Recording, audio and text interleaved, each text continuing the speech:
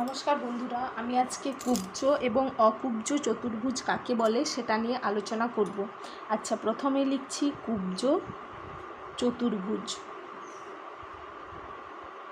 যে চতুর্ভুজের কর্ণগুলি চতুর্ভুজটির ভিতরে অবস্থান করবে তাকে বলবো আমরা কুব্জ চতুর্ভুজ। ভিতরে অবস্থান করবে, তাহলে দেখো একটা চতুর্ভুজের ছবি আঁকছি। এটা একটা চতুর্ভুজ, দেখো চারটা বাহু আছে, 1 2 3 4। চতুর্ভুজের কর্ণ কাকে বলবো? এর কৌণিক বিন্দুগুলিকে যুক্ত করলে, বিপরীত কৌণিক বিন্দুগুলিকে যুক্ত করলে যে রেখাংশ পাবো এটা একটা কর্ণ। এটা একটা কর্ণ। এখানে নাম দিচ্ছি এ বি সি ডি।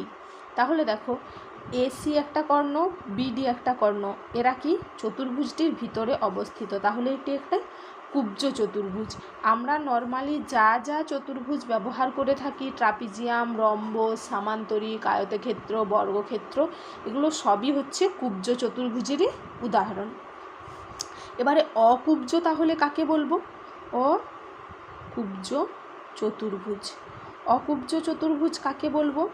যে চতুর্ভুজের দুটি কর্ণ ভিতরে অবস্থান করবে না, যে কোনো একটি বাইরে অবস্থান করবে, তাকে বলবো আমরা অকুব্জ চতুর্ভুজ। তাহলে চিত্রটি কীরকম হবে? দেখো, একটা বাহু, দুটো বাহু, আচ্ছা এখান থেকে একটা 3টা, আর এটা একটা 4টা। দেখো চতুর্ভুজ হলো 4টা বাহু আছে, কিন্তু এটার দেখো কর্ণগুলি যদি বিপরীত দুটি কর্ণ যোগ করি, এই কৌণিক বিন্দু, এটার একটা কৌণিক বিন্দু, এই একটা কৌণিক বিন্দু, এখানে এই দুটো যদি যুক্ত করি, দেখো এটাও একটা কর্ণ পেলাম, কর্ণটা বাইরে অবস্থান করছে, তাহলে এটা একটা অকুব্জ চতুর্ভুজের উদাহরণ।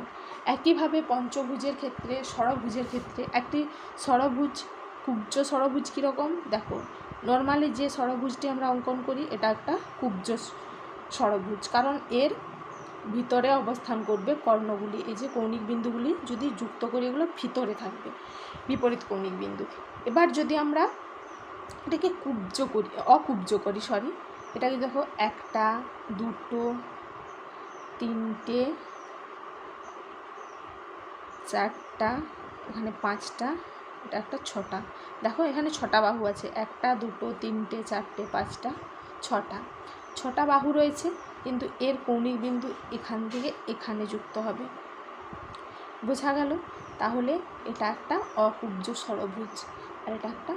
আর অকুব্জ ষড়ভুজের কী হবে বলো তো? এই যে এই কোণটার মান 180 থেকে কিন্তু বেশি হবে, আর নর্মালি এগুলোর কী হবে? এগুলো 180 করে হবে, 180 থেকে কম হবে, কারণ এগুলোকে বাড়িয়ে দিলে টোটাল 180, এটা কম হবে। কিন্তু অকুব্জর ক্ষেত্রে এই ভিতরের দিকের কোণটি কিন্তু 180 থেকে সব সময় বেশি হবে।